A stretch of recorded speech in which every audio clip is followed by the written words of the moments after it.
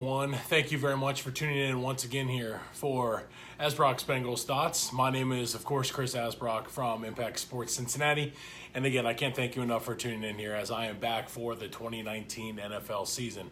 I'm back here. I'm in my kitchen right now. Not a really good spot to record.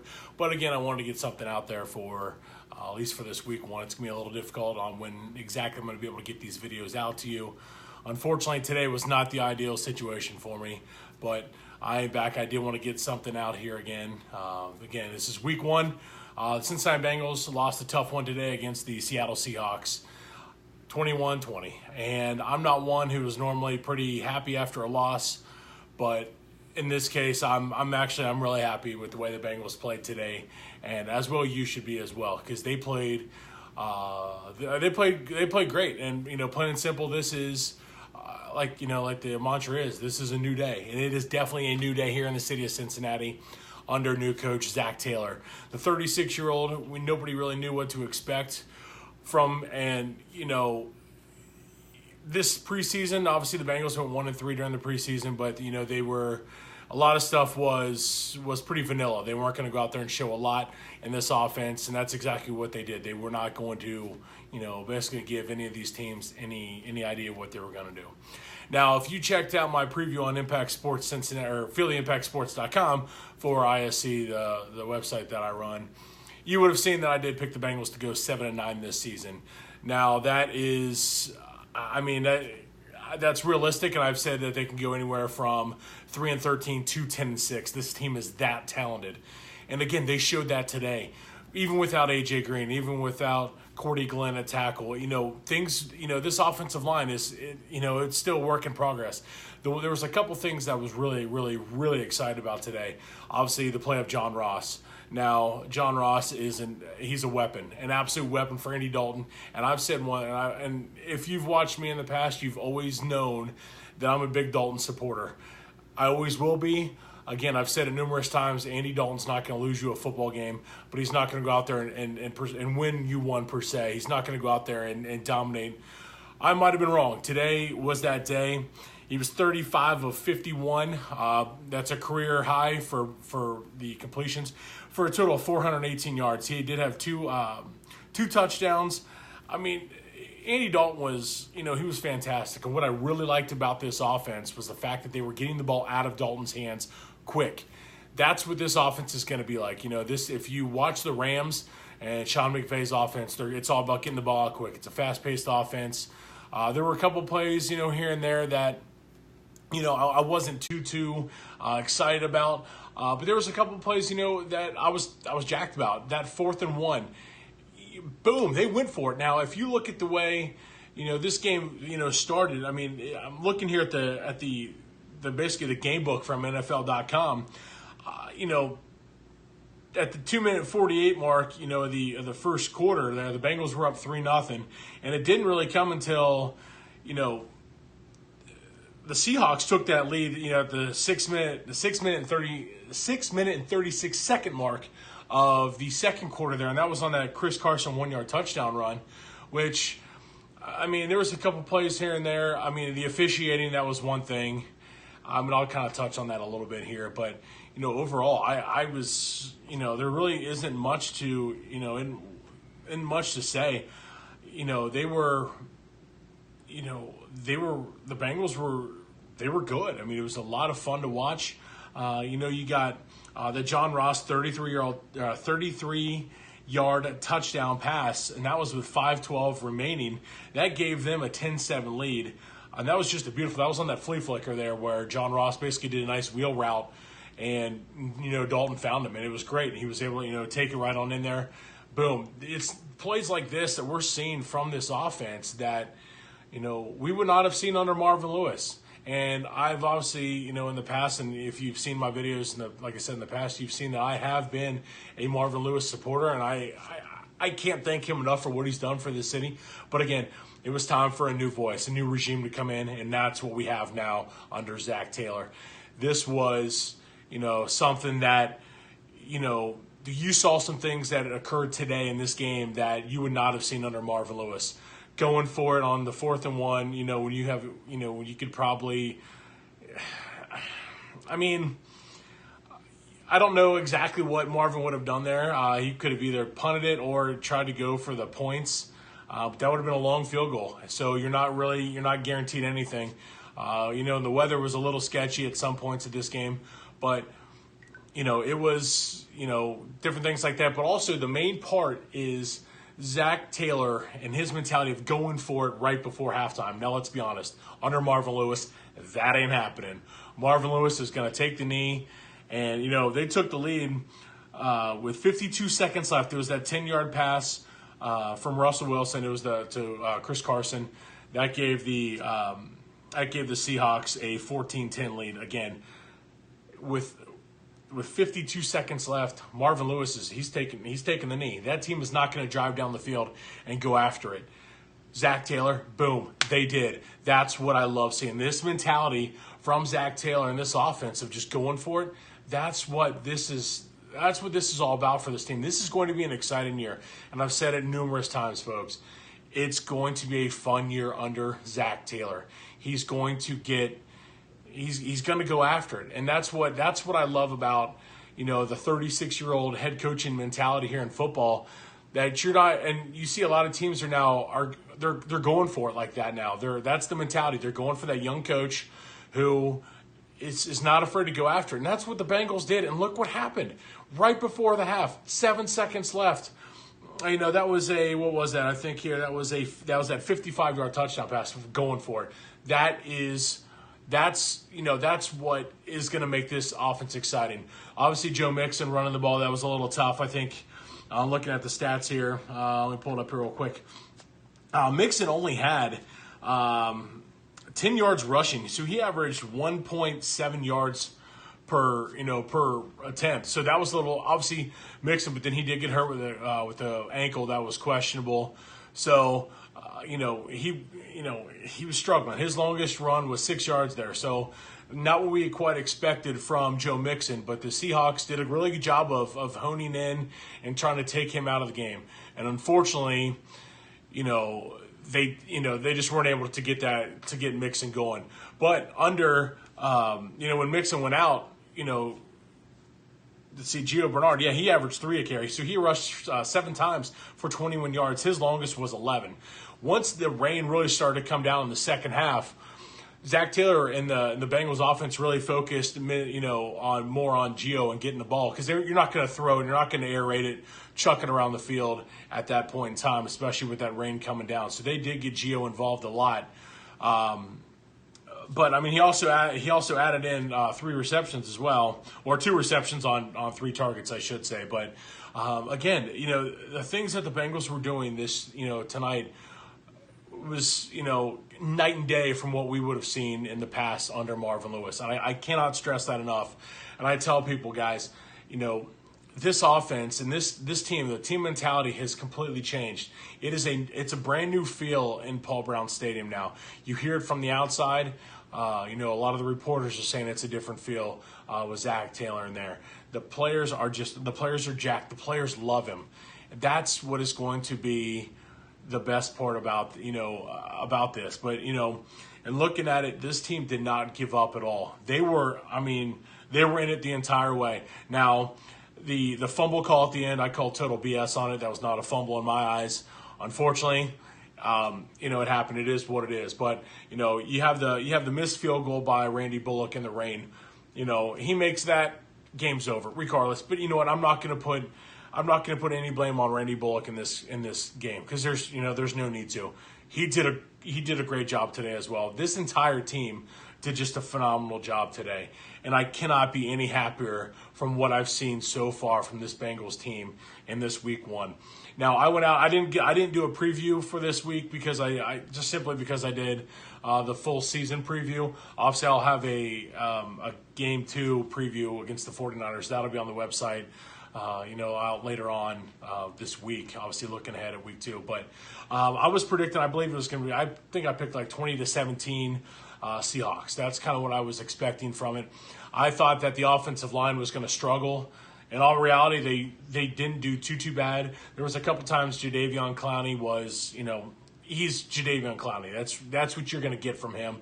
And, that's something you just have to expect from Clowney when you're facing him. The guy's a beast, pins his ears back, boom, goes after him. But overall, for Andy Dalton to throw for 418 yards and then to, for Russell Wilson to only throw for 196, the Bengals defense kept Russell Wilson with under 200 yards passing. You've got to be kidding me. And they sacked him, 4 times for 35 yards. Now, who would have saw that coming? The Bengals defense with Sam Hubbard, Carlos Dunlap, those guys were playing with their hair on fire. That is what I expected from this defense. Now, last year, the Bengals defense, and I said it, many times last year doing these videos, that the Bengals defense was just brutal. That was not the case this year, or this game at least. That wasn't the case. This defense played, they played like a typical Bengals defense, which you would see just putting the pressure on the quarterback, making any run. I mean, they held, now while the Bengals only had 34 yards rushing, that again, the Bengals were airing it out more than anything else. They only held Carson, Penny, and Wilson only 72 yards rushing. Now, Chris Carson, I think he was 5th in the NFL last year with over 1,100 yards rushing. They held him for 15 attempts for 46 yards. That's 3.1 yards a carry. And his longest was 21 yards, and he did have the 1 touchdown. But,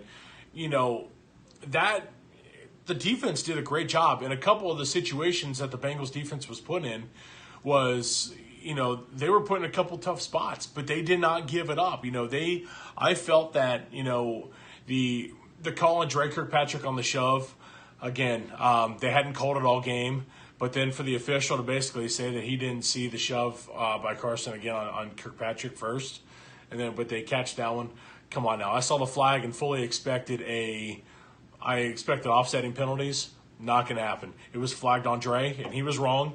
By all means, he was wrong. But with that being the case, he was flagged, gave him a second chance on a 3rd down where they stopped him, and then there you go. They go down and score a touchdown on that drive. Those things can happen, and that's just something that we've always criticized Dre Kirkpatrick on is that one or two big penalties that he's going to commit, and that could really cause some problems. Now, the play on B.W. Webb where he was flagged for pass interference, that Carson ended up scoring that 1-yard touchdown run. That was a little tough in my book on that. I just think that they can, those are the kind of things that have to go. Now, I believe that was on DK Metcalf, was that penalty in the end zone. The officials, they did let some contact go, but that was a tough flag on B.W. Webb. Again, size mismatch on DK Metcalf, who, he was a stud today. He had 6 targets, 4 receptions, and he brought in a total of 89 yards. His longest was 42. DK Metcalf from Ole Miss was solid. He was great today, but the Bengals didn't seem to quite have an answer for him. But again, I can't. I look at what this defense did. The first drive that the Bengals had where they got the field goal. That was a 7-minute drive where they went 13 plays for 51 yards, and that was in that first quarter with 2:48 left. So just before the end of the first quarter, the Bengals had a 3-0 lead. And then the 7-play 48-yard drive that took over 4.5 minutes for the Seahawks, that was the one that culminated in that 1-yard Chris Carson touchdown run. That was aided again by that flag on B.W. Webb. But then the John Ross, the 33 yards, that was 3 plays, 75 yards there. That drive only took 1:24. That was 75 yards passing on 3 plays by Andy Dalton there. Those are the kind of things that that we wouldn't have seen in the past under Dalton that you're going to see now and moving forward. This is going to be not a high-powered offense, but it's going to be. It's not going to be as I don't think it's going to be as high-powered as the Los Angeles Rams offense under Sean McVay, but it's going to be pretty darn close to it. Once A.J. Green gets back, look for it. I mean, we were talking, it didn't seem like Tyler Boyd, he was he was targeted 11 times, and he brought in 8 receptions for 60 yards. That's an average of 7.5 yards, and his longest was 14. It didn't feel like Tyler Boyd was targeted as much as you would have expected in a game like today. But he was an integral part of it. And, I look at the one play where he slipped on that, in a little cut that Dalton threw. I thought a great pass there that, if he stays on his feet, he's in the end zone. Unfortunately, he slipped, and I believe we ended up having to get the field goal out of that one. Those are the kind of things that are going to happen. Unfortunately, those kind of plays do happen. But again, Tyler Boyd, who is now asked to step up big time in the absence of A.J. Green, who you're looking to expect to be out for another, hopefully 2 games at most. But A.J. was there today. Receiving, you had, let's see here, you had 8 different guys with a reception today. So again, Dalton spreading it out for 418 yards total. They 8 different guys. He targeted Ross 12 times, who hauled in 7 of them for 158 yards. That's an average of 22.6 yards per reception. Obviously, 55 of those came on that one play right at the end, where that was just a gorgeous pass by Andy Dalton, who laid it right in there over the safety. John Ross goes up there, brings it in, and takes it the last couple yards in for the score right before the half. Again, that's something we have not seen from Bengals teams in the past. They would not have gone for it. Zac Taylor will. Zac Taylor's going to go for it, folks. This is going to be a fun season to watch this team. I've said it, there's going to be some games that they're going to lose, like today. I didn't expect it to be as dominant of a performance, obviously, and I don't think anyone else did. Some people might have picked the Bengals to win. I didn't. I predicted a 20-17 loss, but I also predicted, if you read my preview on feeltheimpactsports.com, I predicted a 7-9 season. I still think that there's some games that they will drop. They do have a tough schedule, plain and simple. It's going to be tough for them, but now you don't want to overreact after week 1. Week 1 it's just a tough week to really gauge a lot. But going into this the San Francisco matchup for next week, I don't see why the Bengals can lose that. I don't see it. The way they played today, if they're going to be at home, it's going to be a positive result in terms of the Bengals against the San Francisco 49ers. That's what I see based off of the way they played today. Again, we don't know Cordy Glenn and his status moving forward. He was ruled out on Friday because of that concussion, but who knows? You just never know what's going to go on with this, with these guys and injury-wise. Hopefully Joe Mixon comes back again, the AFC's leading rusher from last year. We're going to need him. But again, that's why we brought in Samaje Perine, who he was inactive today. I believe he was one of, let's see here.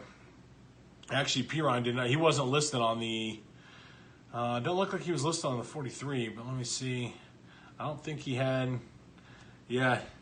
Samaje Perine was not listed as, any of the ones who, other ones that did not play. Travion Williams obviously was one of the other ones, but this again, there is a lot of positive things to look at even from this loss. Again, I'm not a guy who's going to be a rah guy after a loss. If you've seen my videos in the past, I flat out tell it like it is. I don't care. I look at it, from a different set of eyes when it comes to these games. I don't look at it quite as a fan, just simply because of the blogging, and the journalistic so-called mentality. I don't look at it like that. I don't look at it as a fan per se, but, so again, I'm not a rah guy, but again, there's so much positivity to look forward to with this team. Again, hopefully, if you take this next week, obviously they're not going to get back until late tonight. Just from the flight, they'll be off tomorrow. Come back on Tuesday, I believe is when it'll be, because I think they got a mandatory off day tomorrow. I think is how it is. So they should be back. Hopefully, Mixon, the ankle injury. Hopefully that'll get back. Get back to healthy. He was obviously out for the rest of the game. That's a tough loss. Hopefully, Travion Williams, if Mixon cannot come back, which obviously is not a positive thing. Trayvon Williams can step in. Obviously, like I said, we do have Samaje Perine and Gio Bernard, and Gio again stepped in admirably against the tough front seven of the Seattle Seahawks. Again, the Seahawks defense is, it's a tough one, but again, Andy Dalton chucks it around the field for 418 yards. Again, and the Bengals defense holding Russell Wilson to just 196 yards passing. I mean, it's, again, 4 sacks for 35 yards, and those were big sacks. I mean, Sam Hubbard and Carlos Dunlap, again, they were playing and I said it earlier, they were playing with their hair on fire. They were after Russell Wilson and that defense, or in that offensive line, they were after him all game. Again, Chris Carson, the 5th leading rusher in the NFL last year, they only held him to 46 yards. Again, this defense, and this was crucial. There was 2 major pieces that the Bengals needed to have step up for a successful season, and I believe you saw that today. Granted, Dalton was sacked 5 times for 23 yards. The offensive line did a better job than what I expected against Jadeveon Clowney today. I expected, honestly, a game where, Dalton was going to be on the ground a lot. Again, yeah, he was sacked 5 times for the 23 yards. But, again, they did a great job of getting the ball out of Dalton's hands quickly and into the plays of his wideouts and running backs. Again, he found 8 different receivers for that total of 418 yards passing, a career high for Andy Dalton for a passer rating of 106.5. There's not too many games you're going to have where Andy Dalton's going to throw for 418 yards and the Bengals lose. That's going to happen. Unfortunately, they did lose today, but I tell you what, damn it, I'm jacked about what I saw today. I truly am.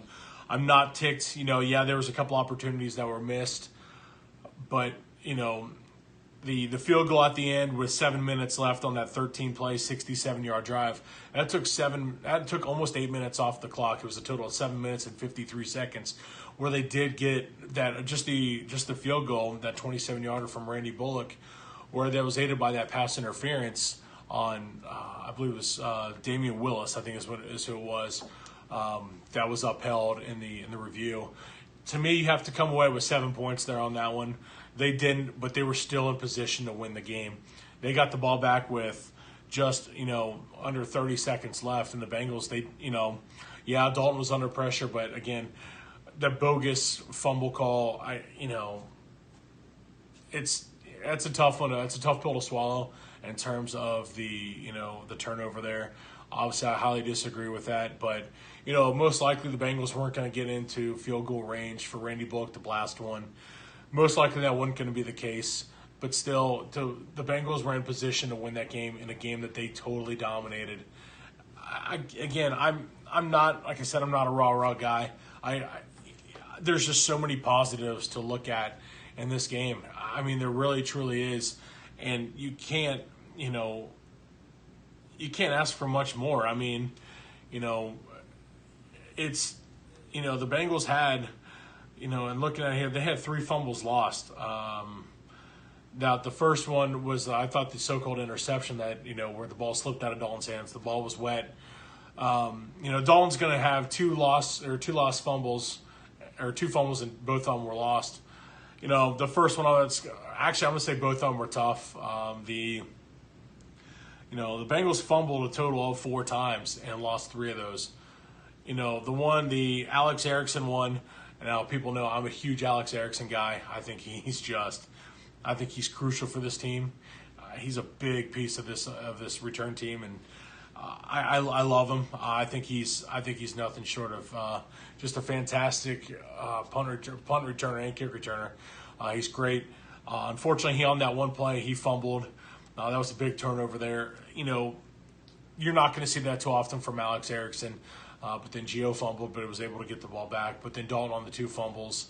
Again, I think those were tough. The ball slipped out of his hands right into the defensive lineman. And then that last one, a bogus one. But, in the stat book, it's going to go as a turnover fumble. But in my eyes, it was an incomplete pass. Regardless, that's not what cost the Bengals the game. What cost the Bengals today was just missing out on some opportunities. That's plain and simple there. You know, you forced the Seattle Seahawks to punt 8 times at home. And, you know, Dixon had, I think, it was 8 punts for 376 yards.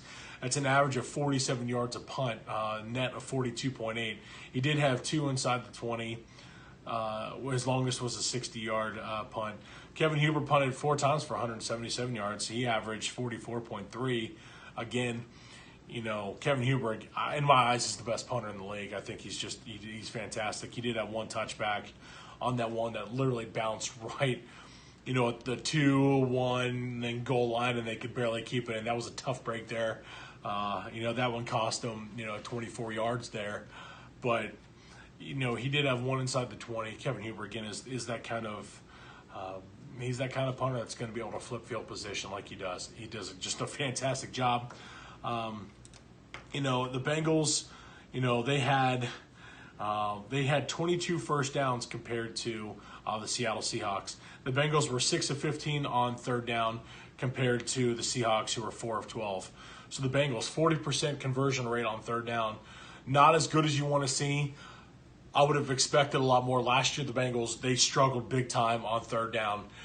Last year, on defense, the Bengals struggled to get off the field on third down. They got off the field 8 times on third down in 12 attempts. Huge, huge difference. Again, the Bengals defense last season was one of the worst in the NFL, if not the worst. So all they really have to do is play average football, average defensive football, and this team's going to see a major turnaround, you know, this season. And that's what you saw today from this defense. They were, I can't get it out of my head at how great they played. I mean, they only gave up 233 yards total on offense or on defense. You know, I mean, they were on the field for only 49 plays. The Bengals were on the field for 70 plays today. 70 plays for 429 total net yards. Guys, I'm telling you, the Bengals, if the Bengals can go to the Pacific Northwest and get a solid game like they had. Again, I know it's week 1. You don't want to. The key is not to overreact in week 1. You saw the Cleveland Browns get decimated today. You saw the Miami Dolphins get completely blown out today. Those are against division opponents, you know, Bengals division opponents here, where, you know, the Tennessee Titans go out there and put a hurting on the Browns. Like I said, the Baltimore Ravens go out there and hang 59 on the Dolphins. The Pittsburgh Steelers right now are playing the New England Patriots. That's an expected loss there. But again, you don't want to overreact in week 1. That's the crucial part here. But if you look at the Bengals schedule, if they were able to get a nice result here and come back to Cincinnati with a win, you know, you're looking at every bit 3-0 going into the Pittsburgh Monday night game. Now I think at worst you're going to be 2-1. They'll beat the 49ers next week based off the way they played. You have to expect Cordy Glenn's going to be coming back. You have to expect, you know, well, I haven't heard anything more on Joe Mixon. Again, hopefully the ankle injury is not too bad and he'll be able to come back. You know, you take this week, get those guys healthy, come back, boom, for Sunday against the 49ers.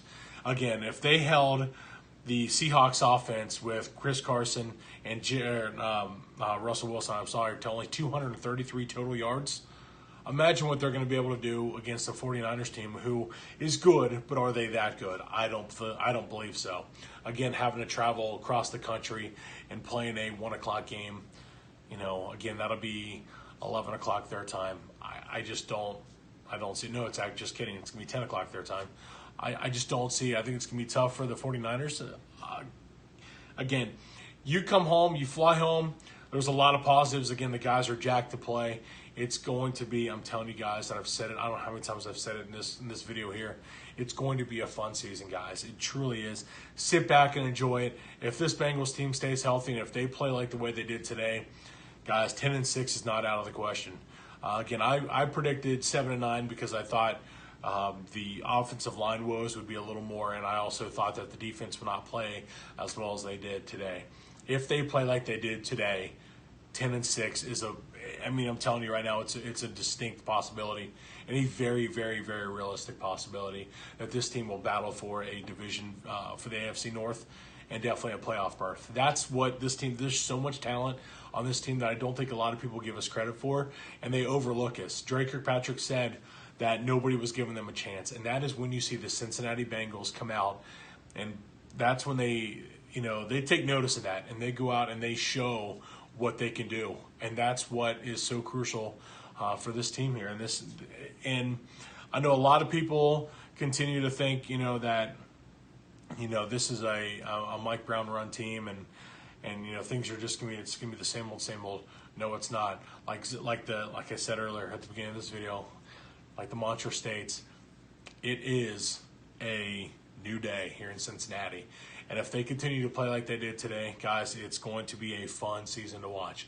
So with that being the case, as always, you guys make sure you check out feeltheimpactsports.com. I always try to put out a college football preview, breaking down a couple of things to look at, along with my game picks for that weekend, and then obviously the Bengals preview for that upcoming game. And as always, make sure you check me out on Twitter at I am Chris Asbrock. You can check out my YouTube page as well, youtube.com. Just look up Chris Asbrock and boom, I'm there. I should have a link to that also on the website. So again, as always, thank you guys so much for checking this out. Again, feel free to reach out to me, comment as I'm going to post this on YouTube. Make sure you comment, rate me, and as always, again, get the word out, as I'm going to be back again this season doing these videos. I truly enjoy them, a lot of fun, get a lot of positive feedback. So again, thank you guys. I can't thank you guys enough for all this. It's a reason I do it every week. So thank you guys. Have yourselves a fantastic rest of your weekend. Obviously, it's almost 10:30 tonight, but enjoy your week, and let's look ahead to the San Francisco 49ers come to Paul Brown Stadium at 1 o'clock on Sunday afternoon. So thank you guys so much, and have yourselves a great night. Take care.